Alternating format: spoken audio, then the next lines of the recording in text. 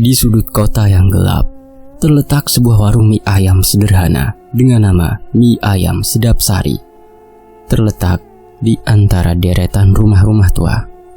Warung ini tampak tidak mencolok dari luar, namun di balik dinding kayu yang kusam, terdapat keajaiban kuliner yang membuatnya menjadi legenda lokal. Aroma harum mie ayam yang dimasak dengan penuh cinta memancar dari dapur kecil, memenuhi udara dengan bau menggoda yang bisa membuat siapa saja merasa lapar. Setiap hari, antrian panjang pelanggan membentuk pola melingkar di depan warung. Meskipun warung tersebut tidak pernah terlihat penuh dari luar, orang-orang dari berbagai penjuru kota datang untuk merasakan kelezatan mie ayam yang konon tak tertandingi. Di dalam warung, suasana hangat dan ramai menambah kesan akrab. Gelak tawa dan suara percakapan pelanggan bercampur dengan bunyi sendok yang menempel pada mangkuk. Pak Budi, pria paruh baya dengan rambut yang mulai memutih dan keriput di sudut matanya, berdiri dengan tatapan penuh kepuasan. Meski lelah, dia tampak bangga dengan pencapaiannya. "Iya Bu, segera mie ayamnya," seru Pak Budi kepada seorang pelanggan yang sedang menunggu. Suaranya penuh semangat meskipun tampak lelah.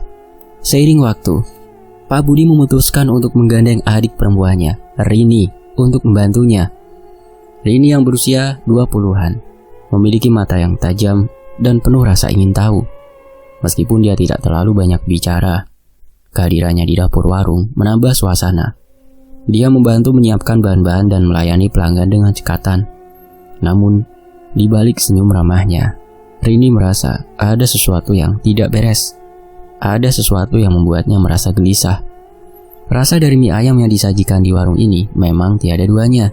Setiap gigitan menghadirkan sensasi kelezatan yang sulit dijelaskan. Kuah kaldu yang gurih, daging ayam yang lembut, dan mie yang kenyal sempurna, semuanya berpadu dalam harmoni sempurna. Banyak pelanggan yang datang berulang kali hanya untuk menikmati hidangan ini lagi dan lagi. Namun, ada satu kejanggalan yang mulai mengusik pikiran Rini. Menurut banyak pelanggan, mie ayam yang terasa sangat lezat saat dimakan di warung tiba-tiba kehilangan rasa dan menjadi busuk ketika dibawa pulang. Rini mendengar keluhan ini dari beberapa pelanggan yang merasa heran. Mengapa makanan yang mereka bawa pulang tidak sama dengan yang mereka nikmati di tempat? Rini mencoba memahami masalah ini, tetapi setiap kali dia memeriksa mie ayam sebelum dibungkus, semuanya tampak baik-baik saja. Dia mulai merasa semakin curiga dan penasaran. Rini mencoba berbicara dengan kakaknya tentang keluhan tersebut. "Kak, ada beberapa pelanggan yang bilang kalau mie ayamnya jadi basi kalau dibawa pulang. Kenapa bisa begitu ya?" tanya Rini, berusaha terdengar santai. Pak Budi hanya tersenyum tipis dan menjawab, "Mungkin saja itu hanya kebetulan, Rin. Tidak usah terlalu dipikirkan. Yang penting mereka puas saat makan di sini." Malam hari saat warung mau tutup dan lampu-lampu mulai dipadamkan, Rini seringkali melihat bayangan hitam yang melintas begitu saja. Saat itu Rini hendak ke belakang toilet terlebih dahulu. Sebelum pulang, dia melihat kakaknya sedang berada di dapur membereskan bahan-bahan. Dia pun tidak memperdulikan dan langsung ke toilet karena sudah benar-benar ingin buang air kecil. Setelah selesai buang air kecil, dia hendak kembali ke depan mengambil tasnya. Dia melihat Pak Budi, kakaknya, yang masih terdiam diri di dapur. Rini mencoba bertanya pada Pak Budi, namun tidak menyahut sama sekali. Tangannya masih sibuk dengan bahan dapur. "Kak, ayo kita pulang. Sudah malam. Lagi apa sih, Kak?" tanya Rini pada Pak Budi. Karena tidak ada sahutan, dia pun meninggalkannya ke depan. Dan betapa terkejutnya Rini saat melihat kakaknya sedang duduk di kursi depan. "Ayo Rin, cepat, sudah malam. Sudah ke toilet kan?" tanya Pak Budi. "Hah? Loh Kak, tadi barusan bukannya kakak di dapur ya?" tanya Rini balik. Di dapur? Hah, enggak Rin. Dari tadi kakakmu di sini nungguin kamu," jawabnya. Seketika Rini pun terdiam, mencerna semuanya. Dia langsung lari kembali ke dapur untuk memastikan. Benar saja, saat dia melihat ke dapur, kakaknya yang dia lihat tadi tidak ada. Seketika bulu kuduknya merinding semua. Dia pun buru-buru mengajak Pak Budi untuk pulang. Nafas Rini terengah-engah, masih tidak menyangka dengan apa yang barusan dilihatnya. Setiap malam Jumat Kliwon, Pak Budi akan menghilang dari rumah. Seringkali tanpa memberitahu Rini kemana dia pergi. Rini merasa khawatir, terutama karena Pak Budi selalu kembali dengan ekspresi yang berbeda, seolah-olah dia membawa sesuatu yang tidak terlihat bersama dirinya. Suatu malam, setelah warung tutup dan semua pelanggan sudah pulang, Rini memutuskan untuk memeriksa ruangan belakang yang terkunci rapat. Ruangan tersebut yang biasanya tidak pernah dibuka kecuali oleh Pak Budi, menyimpan banyak barang dan bahan-bahan dapur. Rini mendengar bunyi-bunyi aneh dari balik pintu yang tertutup. Bunyi mantra yang tidak jelas dan bau dupa yang menyengat mengalir dari celah-celah pintu. Dengan rasa penasaran yang semakin mendalam, Rini mencoba membuka pintu dengan hati-hati. Dia menoleh ke sekeliling untuk memastikan tidak ada yang melihat. Ketika dia akhirnya berhasil membuka pintu sedikit, bau dupa yang menyengat langsung menyerbu hidungnya.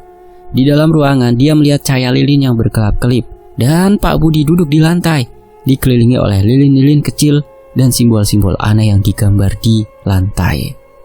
Pak Budi sedang membacakan sesuatu. Tangannya memegang sebuah buku tua, kitab tua dengan sampul yang sudah usang, dan juga di hadapannya Pak Budi sudah ada beberapa sesajen seperti kembang setaman, kelapa muda, dan juga ada ayam hitam, serta ada darah yang diletakkan di dalam sebuah mangkuk mie ayam. Setiap kali Pak Budi membaca mantra, seolah-olah udara di sekitar menjadi semakin berat dan mencekam. Rini merasa seolah-olah ada kekuatan tak terlihat yang mengisi ruangan tersebut.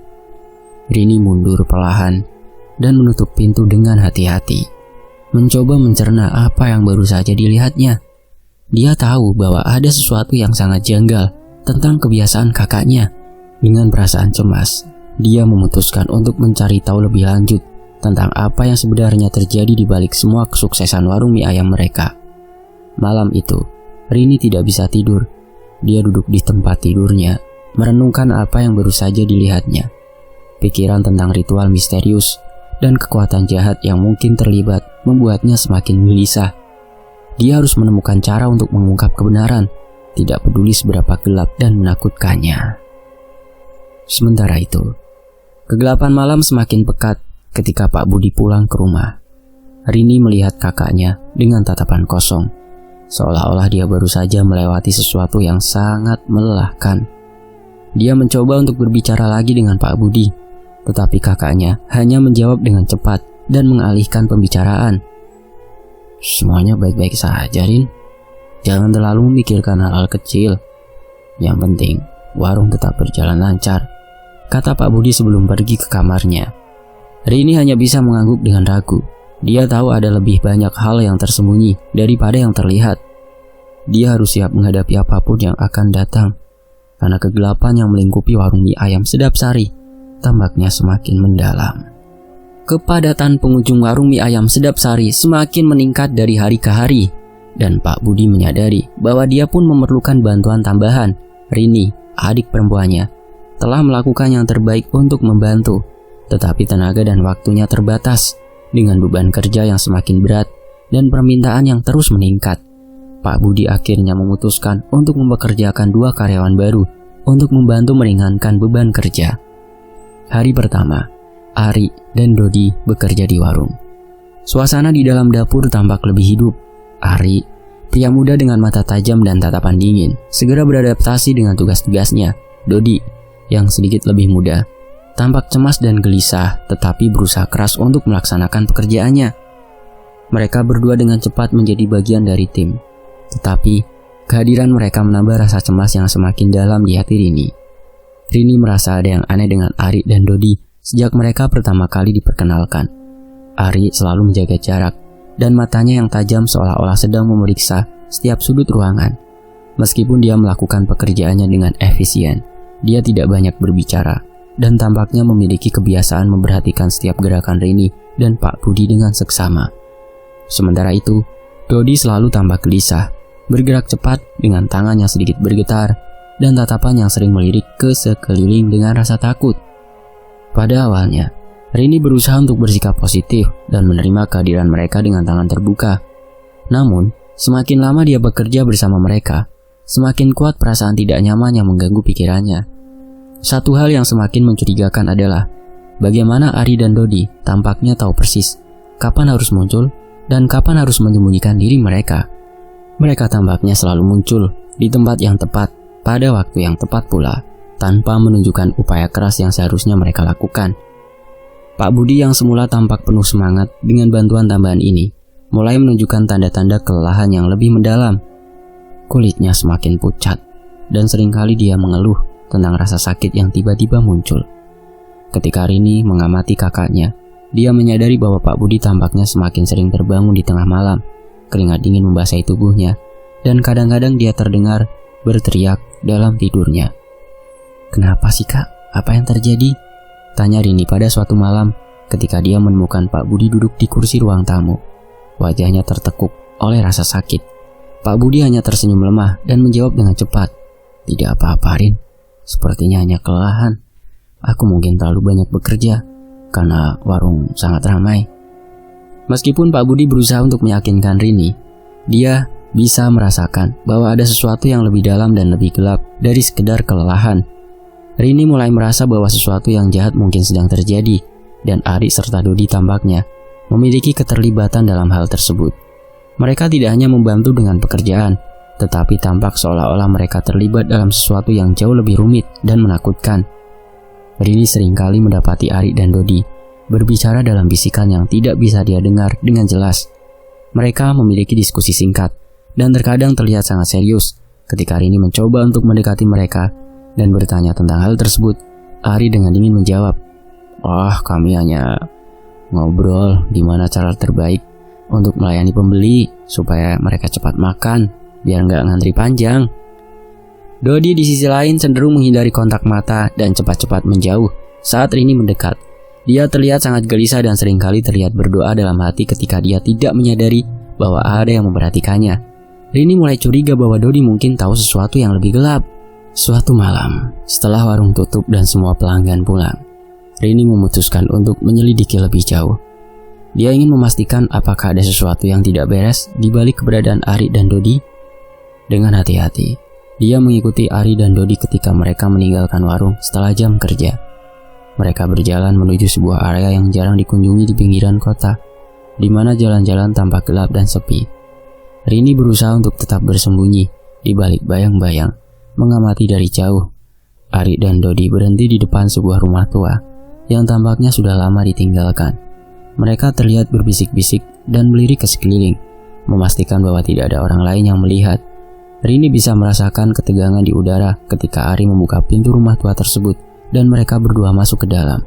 Dengan hati berdebar, Rini menunggu beberapa menit sebelum memutuskan untuk mendekati rumah tersebut.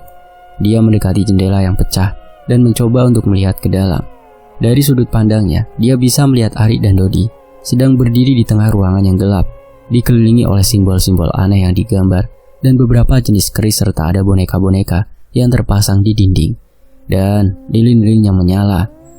Lalu Rini menguping pembicaraan mereka berdua dengan seorang kakek tua di dalam, tapi ternyata Rini tidak dapat mendengarkan apa pembicaraan mereka karena suaranya samar-samar tak terdengar.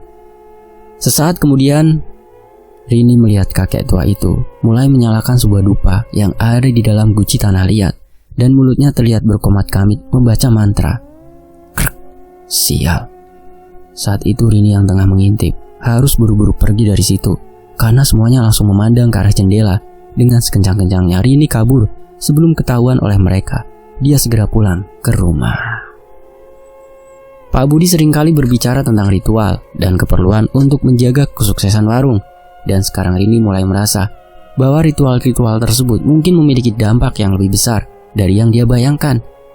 Melihat Ari dan Dodi terlibat dalam aktivitas yang tampaknya terkait dengan ritual dan kekuatan jahat, Rini merasa ketakutan yang mendalam. Keesokan harinya, Rini mencoba untuk berbicara dengan Pak Budi lagi. "Kak, aku melihat Ari dan Dodi di sebuah rumah tua. Mereka tampak sedang melakukan sesuatu yang aneh. Apa sebenarnya yang terjadi?" tanya Rini dengan cemas.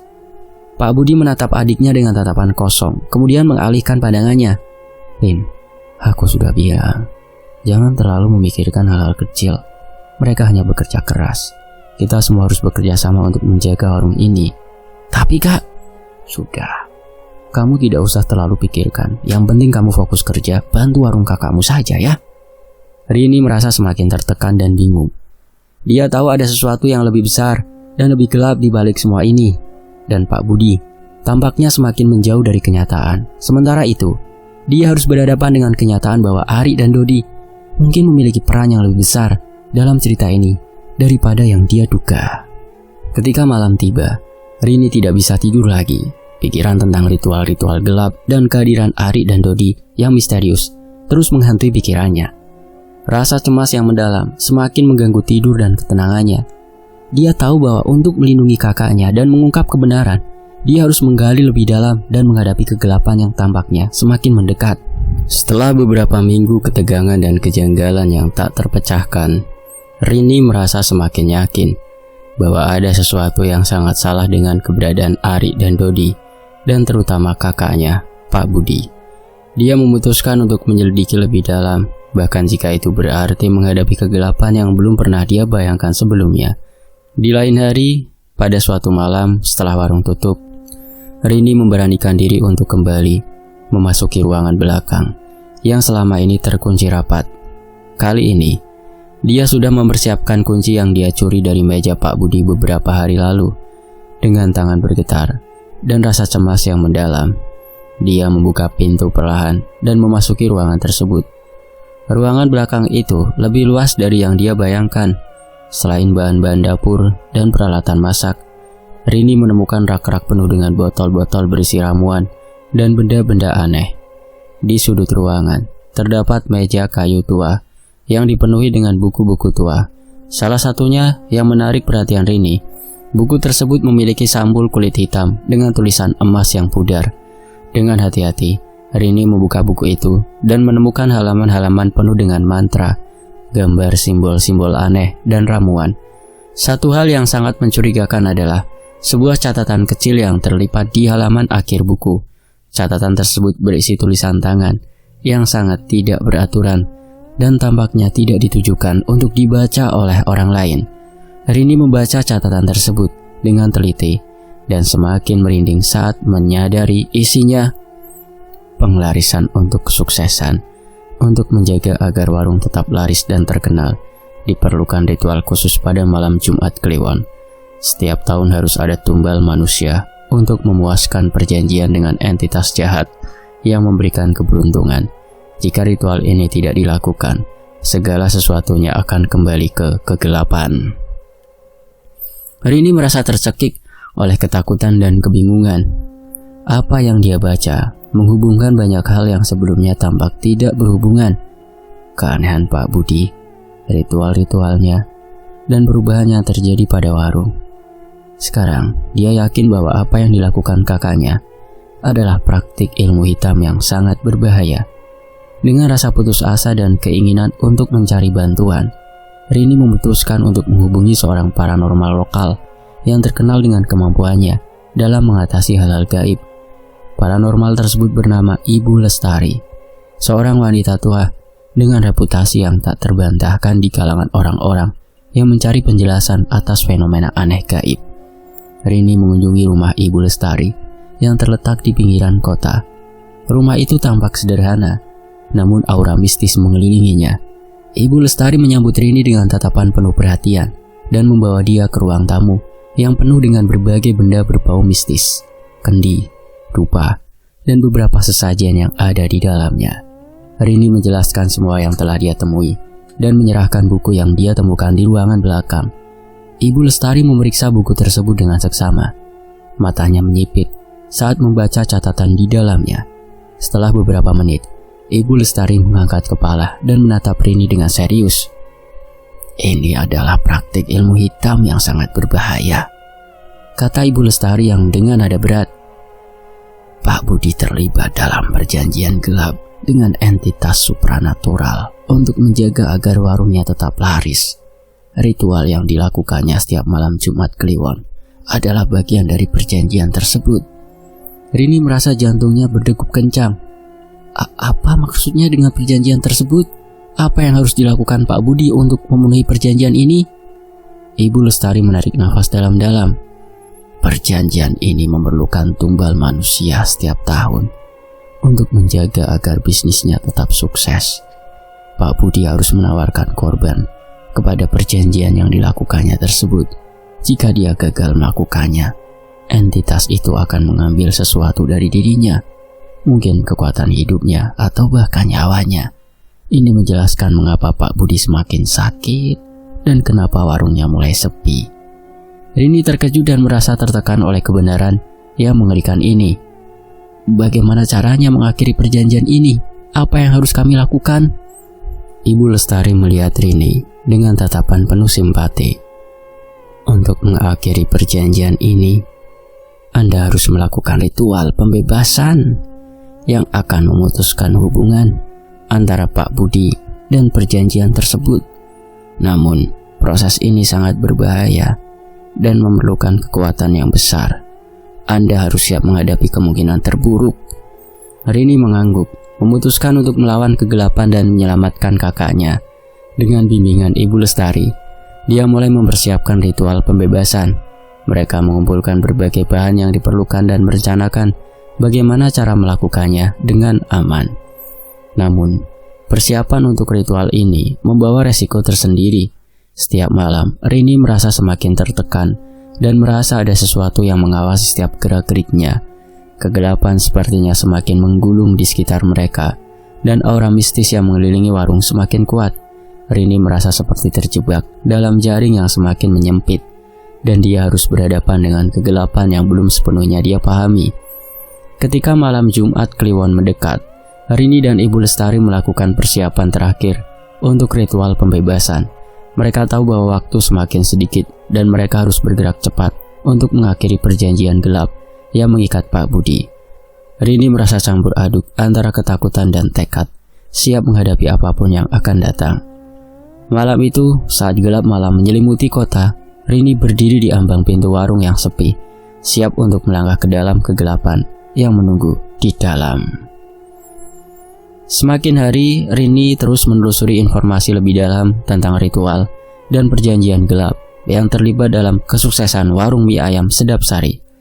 Setelah menemukan buku tua di ruang belakang dan mendengar penjelasan dari Ibu Lestari, dia merasa perlu menyelidiki lebih lanjut untuk memahami sepenuhnya apa yang telah terjadi. Semakin banyak informasi yang dia gali, semakin jelas bahwa kegelapan yang mengelilingi warung memiliki akar yang sangat dalam. Suatu hari, ketika Rini sedang mencari informasi di ruang belakang, dia menemukan sebuah kotak tua yang tersembunyi di sudut ruangan. Kotak itu tertutup rapat dan terlihat sangat tua, dengan kunci yang tergantung di salah satu sudutnya.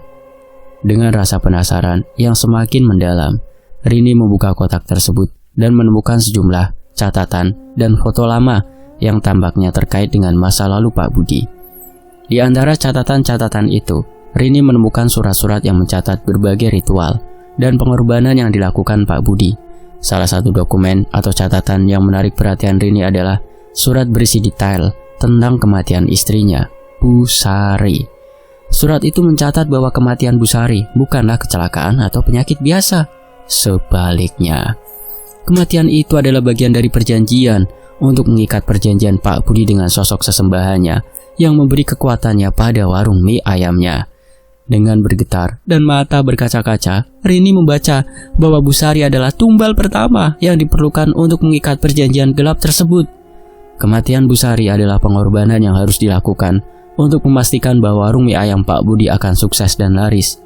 Pak Budi telah melanggar perjanjiannya dengan entitas tersebut dengan gagal memberikan tumbal berikutnya pada tahun ini. Dan sekarang, kegelapan yang dia ikat mulai mengendalikan warung dan hidupnya. Rini merasa terhuyung oleh penemuan ini. Ternyata, kesuksesan warung yang selama ini mereka nikmati datang dengan harga yang mengerikan. Dia merasa sangat prihatin dengan apa yang telah terjadi pada keluarganya dan merasakan kesedihan mendalam atas kehilangan Bu Sari. Sekarang dengan Pak Budi yang jatuh sakit parah dan warung yang mulai menunjukkan tanda-tanda kerusakan, sepi, Rini tahu bahwa dia harus bertindak cepat.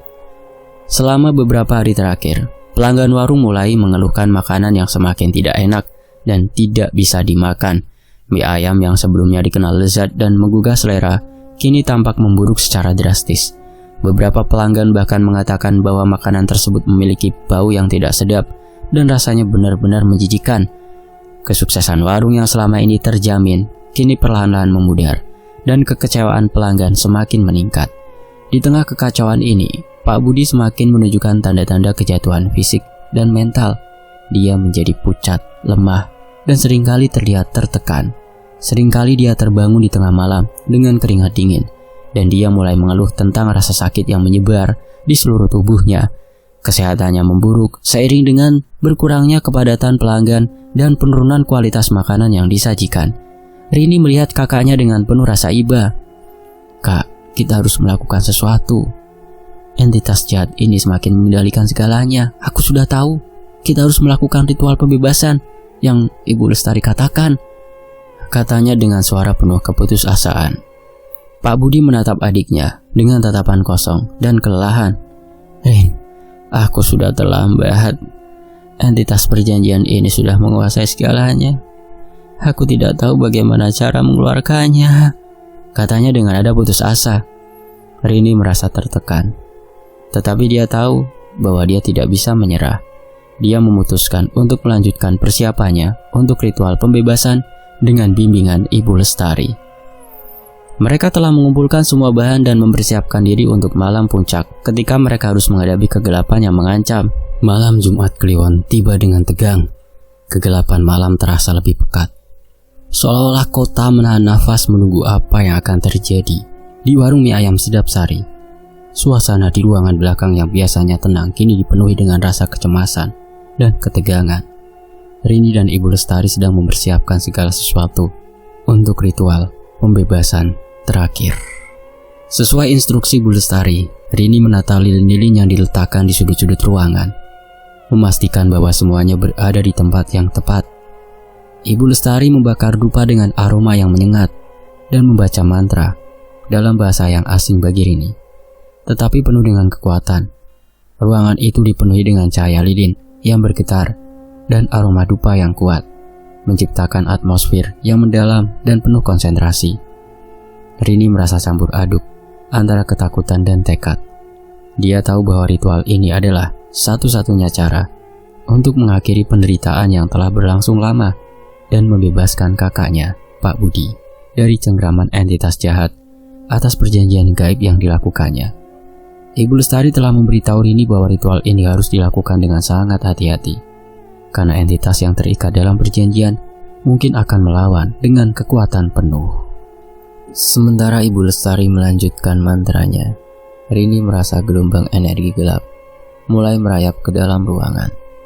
Bayangan hitam mulai bergerak dengan liar, seolah-olah sesuatu yang jahat sedang berusaha menembus perlindungan yang telah mereka buat. Rini menggenggam tangan Ibu Lestari, mencoba untuk tetap tenang meskipun rasa takut mulai menjalar ke seluruh tubuhnya. Tiba-tiba, pintu ruangan belakang terbuka dengan keras, dan Pak Budi muncul dengan tatapan penuh kemarahan. Wajahnya tampak pucat dan wajahnya dipenuhi dengan ekspresi yang tidak bisa dikenali, seperti seseorang yang berada di bawah pengaruh kekuatan yang sangat kuat. Dia berdiri di ambang pintu, matanya menyala dengan kemarahan dan keputusasaan. "Jangan sekalipun kau berpikir untuk menghentikanku!" teriak Pak Budi dengan suara yang mengancam, seolah-olah ada lebih dari satu suara yang berbicara bersamaan. "Kekuatan ini adalah segalanya bagiku. Aku tidak akan membiarkan semua hancur." Rini merasa jantungnya berdegup kencang. "Kak, ini adalah satu-satunya cara untuk mengakhiri semua ini. Kau harus membiarkan kami menyelesaikan ritual ini." Namun Pak Budi tidak menunjukkan tanda-tanda ingin mundur. Dia melangkah ke dalam ruangan dengan gerakan penuh kemarahan, dan aura gelap semakin kuat. Dalam sekejap, energi yang mengelilingi mereka tampak bergetar dengan kekuatan yang luar biasa. Pak Budi mulai menyerang dengan energi gelap yang melesat dari tangannya, berusaha untuk menghancurkan semua yang ada di jalannya.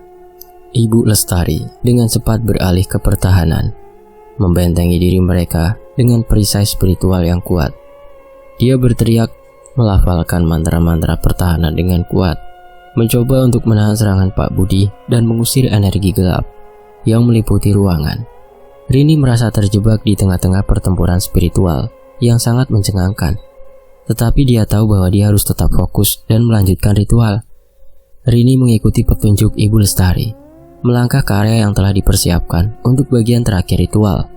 Dengan tangan bergetar dan pikiran yang kacau, dia mulai membaca mantra yang telah dia pelajari dari kitab tua. Suara mantranya terasa lemah dan tidak pasti, tetapi dia berusaha keras untuk menyalurkan semua kekuatan yang dia miliki ke dalam setiap kata. Pak Budi yang kini tampak semakin terpengaruh oleh kekuatan gelap, berusaha menyerang lebih ganas.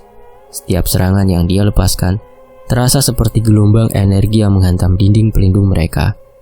Rini melihat Ibu Lestari berjuang keras untuk mempertahankan pelindungan, dan dia merasa semakin tertekan oleh keadaan. Kegelapan di sekitar mereka semakin padat, dan Rini merasakan aura negatif yang menekan dari semua arah. Namun dia tidak bisa berhenti. Dengan usaha terakhir dan seluruh kekuatan yang dia miliki, Rini melafalkan mantra terakhir dengan penuh keyakinan. Suara Ibu Lestari bergabung dengannya dalam mantra yang semakin menguat, menciptakan gelombang cahaya putih yang menyilaukan. Dan saat itu suasana malam semakin mencekam. Suara gebrakan pintu serta jendela di warung saling bersautan, menambah kesan mencekam. Brak-brak. Di sisi lain, suara kelelawar yang mengepakkan sayapnya terdengar, dan bahkan burung-burung hantu malah saling bersautan. Suara lolongan anjing terdengar sangat jelas sekali dari kejauhan. Bulu kuduk Rini semakin merinding. Keringat dingin membasahi tubuhnya, tapi dia tetap terus menjalankan perintah dari Ibu Lestari, meskipun jantung berdebar sangat kencang. Dalam sekejap, cahaya putih menyelimuti ruangan, dan energi gelap tampak tersedot keluar dari Pak Budi. Teriakan kemarahan dan rasa sakit terdengar di seluruh ruangan ketika entitas jahat mulai kehilangan cengkramannya. Bayangan hitam yang berputar-putar mulai menghilang, dan suara gelap yang mengancam semakin mereda. Pak Budi yang awalnya penuh kemarahan tampak semakin lemah. Dengan ekspresi yang hancur dan penuh keputusasaan, dia jatuh ke lantai. Rini melihatnya dengan penuh rasa iba, merasa campur aduk antara lega dan kesedihan. Meskipun perjanjian gelap telah diakhiri, harga yang harus dibayar sangatlah tinggi. Ritual telah selesai, dan ruangan di belakang warung mie ayam Sedap Sari kini terasa sunyi dan hampa. Aroma dupa yang semula menyengat kini mulai menghilang, meninggalkan bau hangus yang samar di udara. Cahaya lilin yang semula menerangi ruangan kini padam, dan Rini berdiri dengan rasa lelah dan campur aduk, menatap kakaknya, Pak Budi yang terbaring di lantai. Pak Budi perlahan-lahan membuka matanya, tampak lelah dan lemas setelah pertempuran spiritual yang intens. Wajahnya yang biasanya keras kini tampak penuh penyesalan dan keletihan. Dengan susah payah, Pak Budi berdiri dan menatap adiknya dengan penuh rasa bersalah. Rin, aku sangat minta maaf, kata Pak Budi dengan suara yang penuh penyesalan. Aku tidak pernah berniat menyakiti siapapun. Semua ini terjadi karena keserakahan dan ketidaktahuanku. Aku telah membuat keputusan yang sangat salah, dan istriku telah menjadi korbannya. Rini merasakan air mata menggenang di matanya. Kak, kita telah melalui banyak hal, ujarnya dengan suara bergetar. Sekarang yang penting adalah kita bisa mulai dari awal. Aku ingin kita bisa memulai hidup baru, jauh dari semua ini. Pak Budi mengangguk, mengerti bahwa permintaan adiknya adalah yang terbaik untuk mereka berdua. Dengan berat hati dia mengumpulkan kekuatan dan berdiri tegak. Dia merasa beban berat yang menghilang setelah ritual. Tetapi kenyataan pahit bahwa warung mie ayam mereka kini hancur, sepi, tidak lagi memiliki daya tarik terasa menyakitkan. Saat itu Rini segera mengambilkan air putih untuk kakaknya supaya lebih tenang. Pak Budi pun menenggak air putih perlahan-lahan. Namun tiba-tiba dia muntah-muntah. Dia mengeluarkan cairan hitam kental ke lantai dengan bau yang sangat busuk. Keesokan harinya, mereka memutuskan untuk menutup warung.